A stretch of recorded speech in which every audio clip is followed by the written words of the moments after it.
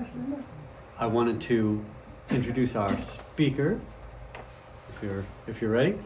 So today we have our own Bill Carolyn, who's a member of our board here at Red Bank Humanists, and he also is a humanist celebrant. So if you have a situation where you are thinking awkwardly about, oh, my son is getting married, or trying to have a celebration for whatever, or if there's an unfortunate event of needing someone to help with some sort of remembrance ceremony, Bill is someone who you can reach out to. There is, of course, like a sort of a culture now of humanist celebrants, and you can find them online.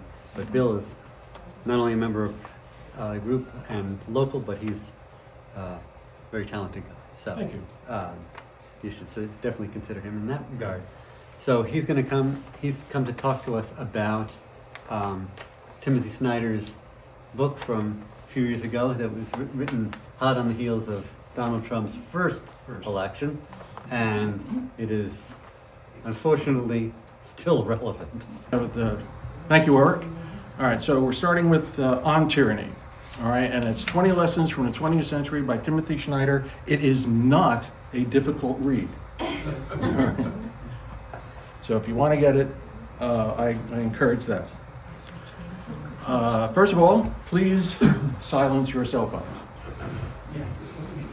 All right, so here's what we want to do. 20 lessons, all right? We'll go through these 20 lessons, all right, and then have discussion later on, because I don't want to, if we have a long discussion on certain subjects, I may not get through the whole thing. All right, so let's do it that way. So we have, do not obey in advance, defend institutions, beware of one-party state, take responsibility for the face of the world, remember professional ethics, beware of paramilitaries, that's a biggie, be reflective if you must be armed, stand out, be kind to our language, believe in truth, investigate, make eye contact and small talk, practice corporeal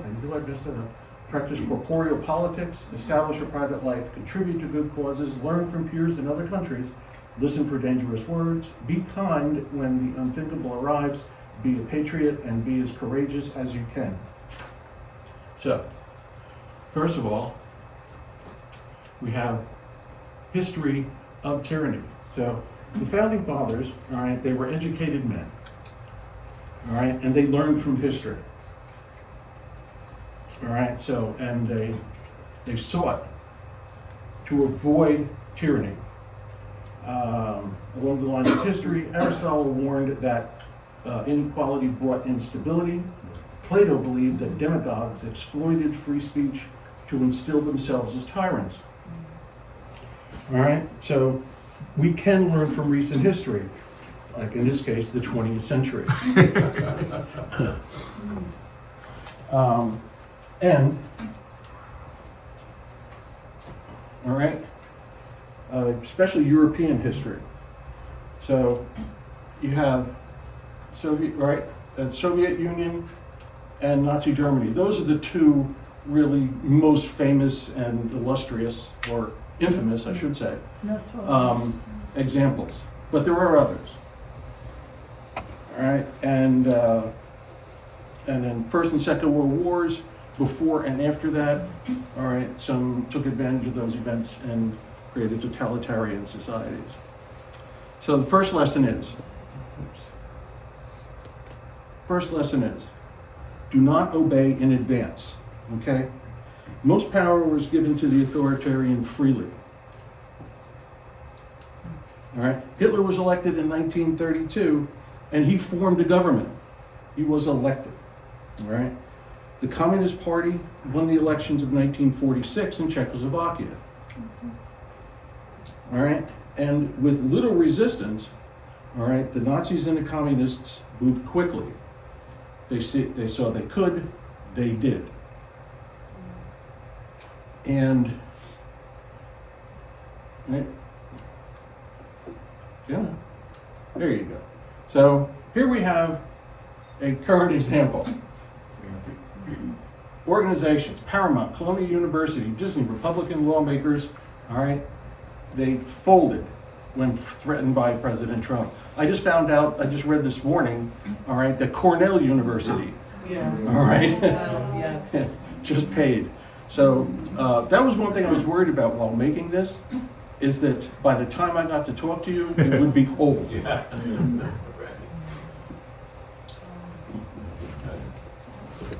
Okay, so defend institutions. So institutions do not protect themselves. And we're talking about the free press, labor unions, all right, the judicial system, all right, they require protection from the citizen. All right, so after coming to power, the new rulers will attack these institutions. All right, and we know that because they told us.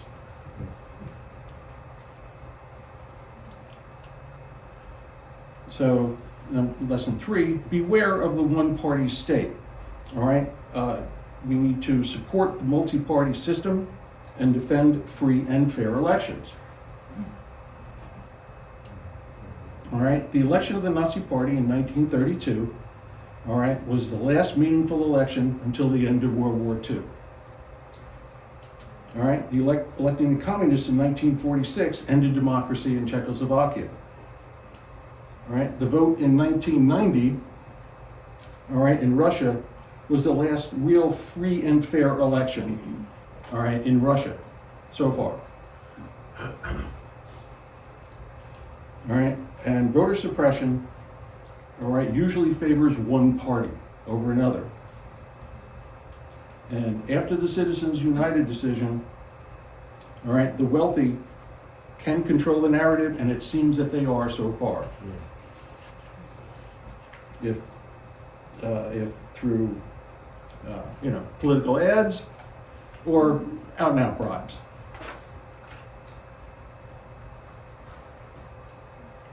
So take responsibility for the face of the world. All right, notice signs of hate. All right, and don't get used to them. So we see swastikas, Confederate flags, or even in New Jersey, you see Confederate flags. All right, you have politicians saying people like fill in the current monster of the day. All right, so people like blank should be killed or mistreated. All right, and there's talk of Second Amendment solutions. You hear that? You know, we have the guns.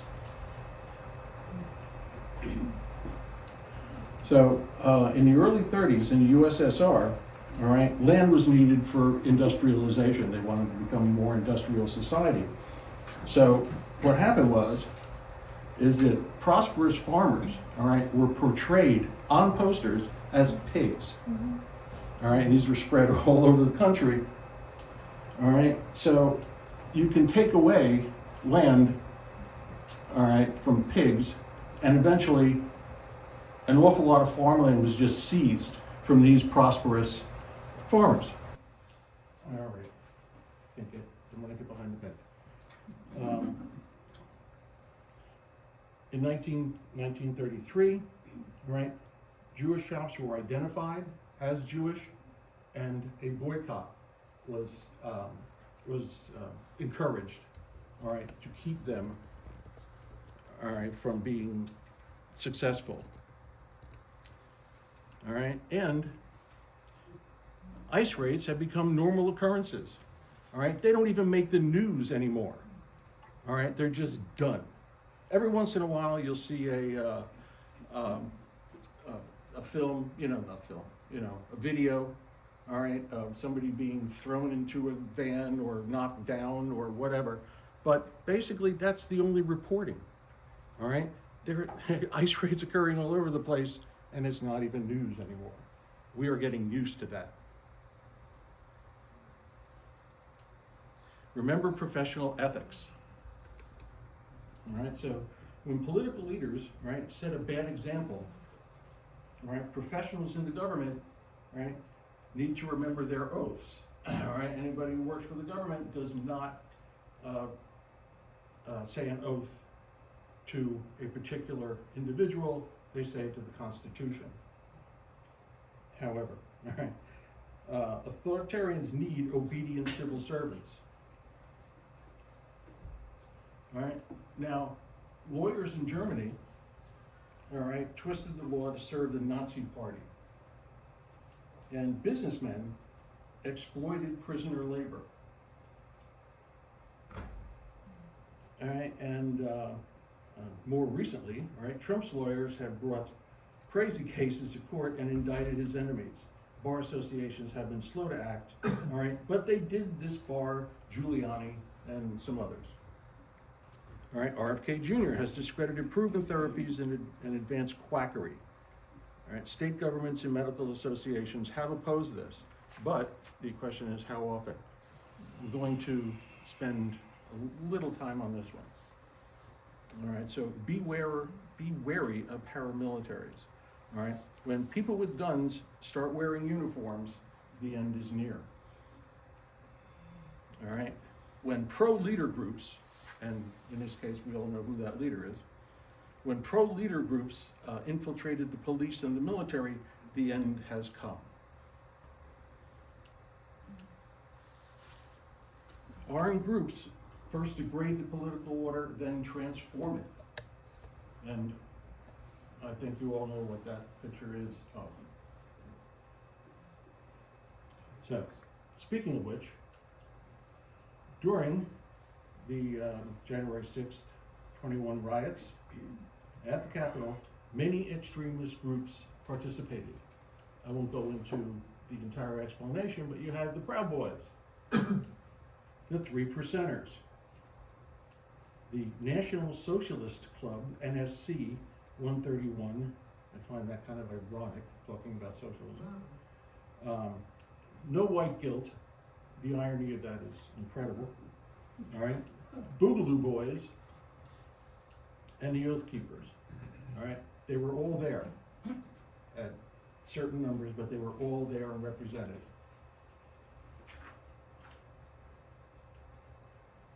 So, for violence to transform the systems, emotion at rallies, right, must have the ideology of exclusion, right, and must be part of the training of armed guards.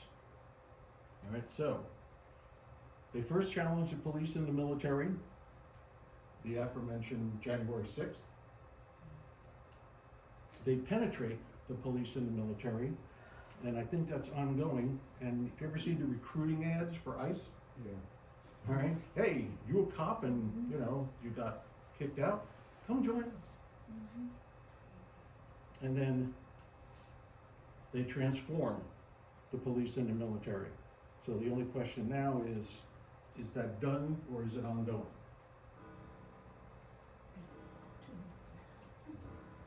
So that is a picture of the SS, the Nazi SS. And they began as an organization outside the law, right? They became an organization that transcended the law, kind of like ICE. And they ended up undoing the law. So that's the potential that we're faced with. So be reflective if you must be armed. I won't ask how many people here own weapons, but if anyone here does, all right? Now, in the past, right, members of the police and the military ended up doing irregular things. They had the guns, all right? And authoritarian regimes included, all right, a special riot police force, excuse me, all right? Right, a secret state police force with assignments to eliminate enemies. And you can see a couple of them mentioned there. All right, and without assistance from regular police, these acts could not have occurred.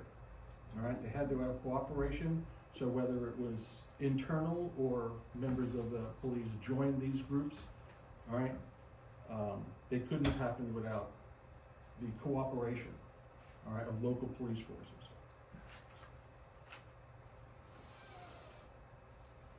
Stand out. Lesson 8, right? It's easier to follow along. And wow, is it easier, right? Nazi Germany did not meet much resistance internally or from other European nations at the time until it was too late.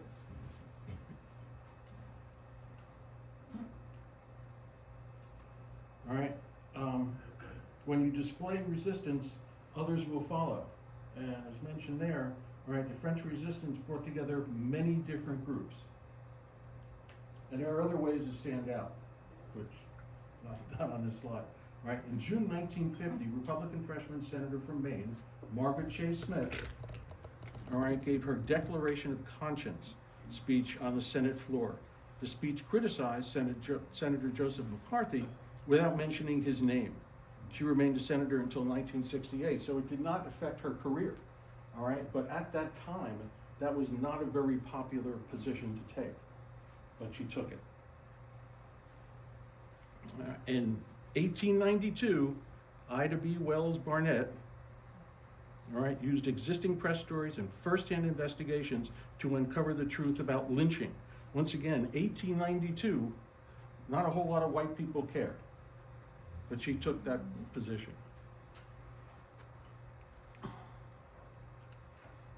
Lesson 9, be kind to our language. Hitler's language rejected legitimate opposition.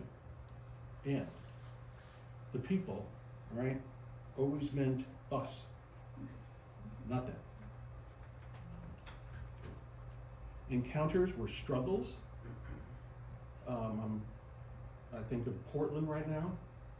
You know, a guy in a chicken suit, and you know there's a riot going on in Portland. The world is as the leader says it is. And all right, at the time, all right, you had novels of the you know what that word is. Totalitarian. Right, there you go. Thank you. All right, warned of all right the suppression of books, the narrowing of vocabularies, and the difficulties of thought. All right. Also, besides 1984, there was Fahrenheit 451, a few others. So, believe in the truth. Right? Abandoning facts leads to abandoning freedom. All right? If nothing is true, then everything is speculation. And there you go. And the biggest wallet gets the most attention, going back to Citizens United. All right? Tyranny takes hold whenever you seek out what you want to hear. All right? And I think that's a really big problem today because everyone seems to have their silos and never seems to, all right, go out of them. And information is limited. And I must admit, at times I am guilty of saying. So, oops, all right. Victor Klemperer, all right, who was a German literary scholar and diarist, all right, noticed truth dies in 4 modes. Open hostility to verifiable reality. All right. All right. Shamanistic incantations. All right. Endless repetition, aka gaslighting. We've all heard that one. All right. Magical thinking. So some examples of magical thinking. The vote is always rigged. All right. Immigrants are taking away your jobs. All right. White genocide, my personal favorite. And discrimination against Christians, my second personal favorite.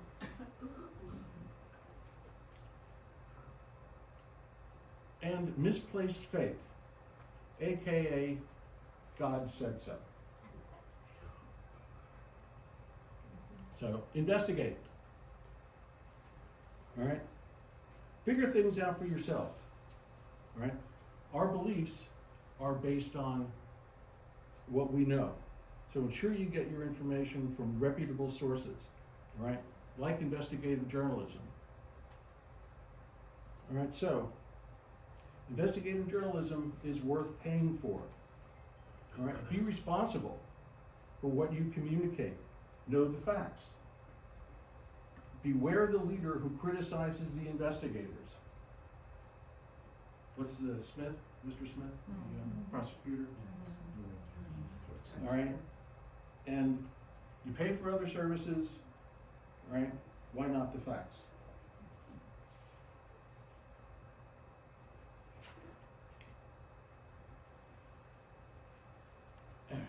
So, here's one, all right? Make eye contact and small talk. You wouldn't think this is important, all right? When I read the book, I didn't, like, just, what does that have to do with anything? All right? However, all right, it helps you stay, all right, it helps you stay in touch. Come on, there you go. All right, it helps you stay in touch with your fellow citizens. All right, it breaks down social barriers and you understand who can be trusted. And like I said here, old friends can usually be trusted. And having old friends is the politics of last resort. Right, there you go. Okay, making new friends is the first step towards change. And if I may give a personal anecdote, I just moved into my house in April. And as we were getting the house ready to go, and we were, it's a condo, it's a 2-family condo, and our neighbors had a Trump sign. Okay. But we met them, neither of us said anything about politics, all right? We have come to know them, they have come to know us. As my wife and I were walking out of our house, me with my bright yellow polo shirt and her with her bright yellow scarf for the No Kings rally a couple weeks ago, they must know our political leanings. But nothing was said. We still talk occasionally when we see each other getting the mail or things like that. So, you know, maybe they say, well, you know, not all of them are fascist lefties, you know, or you know, the description of the day.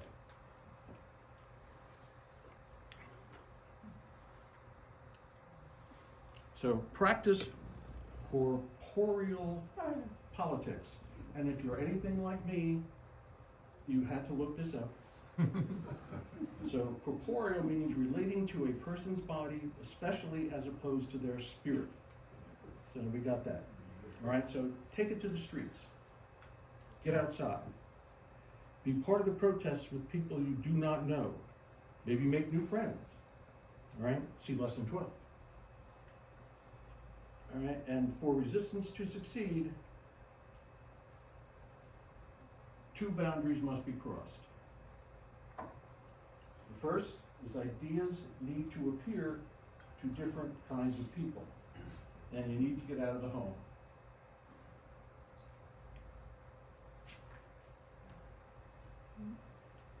Here's another one where I said, really? Establish a private life? Really? That's a lesson we need? All right, so Hannah Arendt, and she was a German-American historian and philosopher, right? She defined totalitarianism, I got it right, all right, as the erasure of the difference between public and private life. Excuse me a second.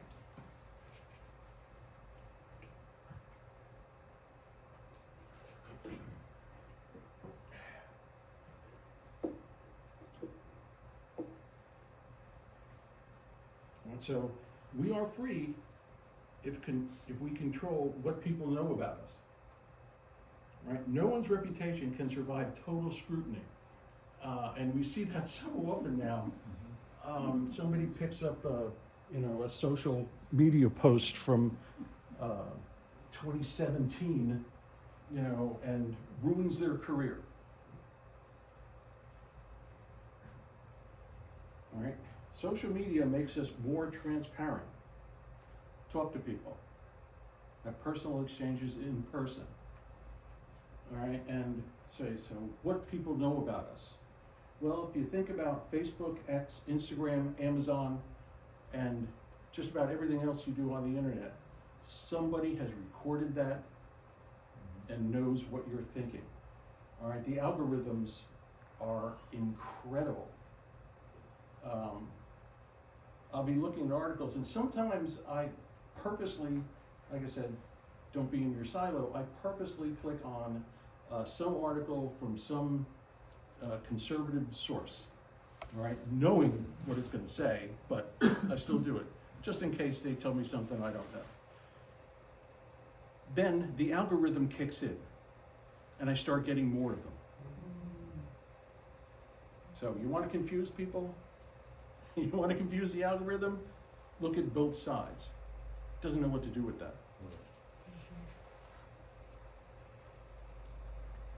Okay, so contribute to good causes. All right, be active in organizations that express your view of life. However, I think I'm kind of preaching to the choir, so to speak, in this room, but yeah. All right, and when you pick a charity, you support civil society. So, such as, yeah. All right, Amnesty International. All right, they're doing more and more work in the United States. All right, used to be, Africa, Asia, but more and more in the United States. All right, the ACLU. And I'm sure all of you can come up with other examples that you're probably members of.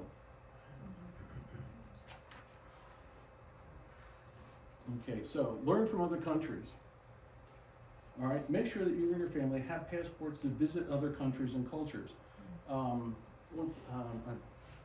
read a statistic, it was a while ago, I don't know if it's true today, but I read a statistic that only 1/3 of the US population have passports. That may have gone up over the years, but it's still nothing like the rest of the world. All right, so, and during the 2016 presidential election, Eastern Europeans recognized Russian cyber warfare, all right, in the United States election, all right, especially the Ukrainians. They spotted it right away.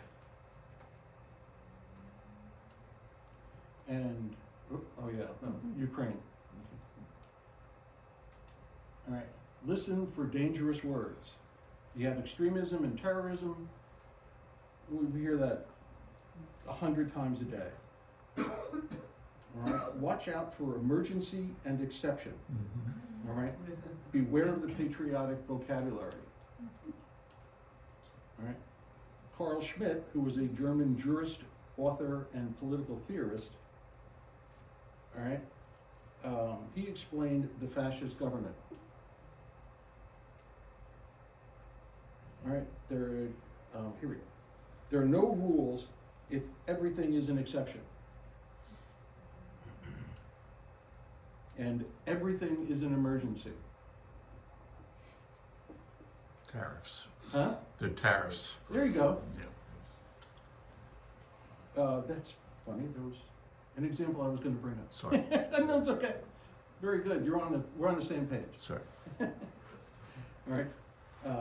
The reallocating funding to the border wall, that goes back to the first administration. All right. Crackdown on immigration. All right. And bomb boats off of Venezuela. All right. That one I did add just a couple weeks ago. And to quote Benjamin Franklin, you all know this in some form or another, all right? Those who would give up essential liberty to purchase a little temporary safety deserve neither liberty nor safety.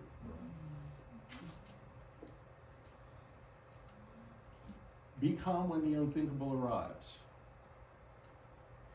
All right, when a calamity occurs, remember authoritarians use them to seize power. Don't fall for it. And identify overreaction and oppose it. So, the Reichstag fire, February 27th, 1933.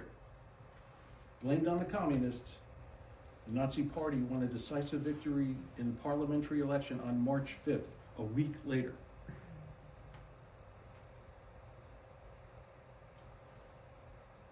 In August 1999, Vladimir Putin was appointed prime minister by Boris Yeltsin.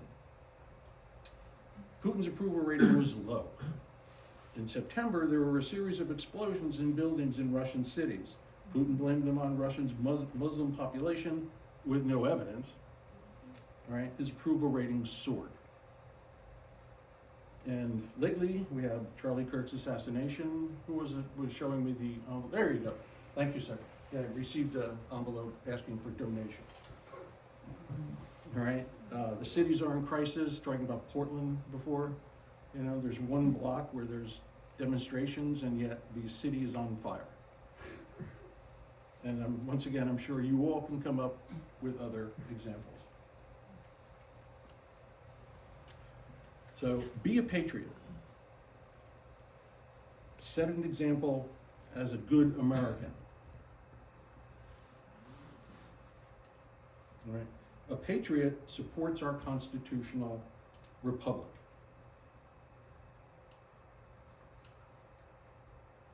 A nationalist calls themselves a patriot while trying to change or overthrow our government. One of my favorites is since Trump came into office the second time, all right, advertising are now proclaiming their products are proudly made in America. And it seems like you can't advertise a car unless it's a man with a very deep voice. But, all right, so white nationalists and Christian nationalists want to change who counts as a citizen and change the values of our government pursuits. And I have a little joke, and I will admit I don't remember if I heard it or I made it up. Not that funny, but it makes a point. So it starts with, I never vote. I cheat on my taxes, all right, and I lie to get out of jury duty. However, on my Audi, I have a bumper sticker with the flag and the words, "In God We Trust." So I am a patriot.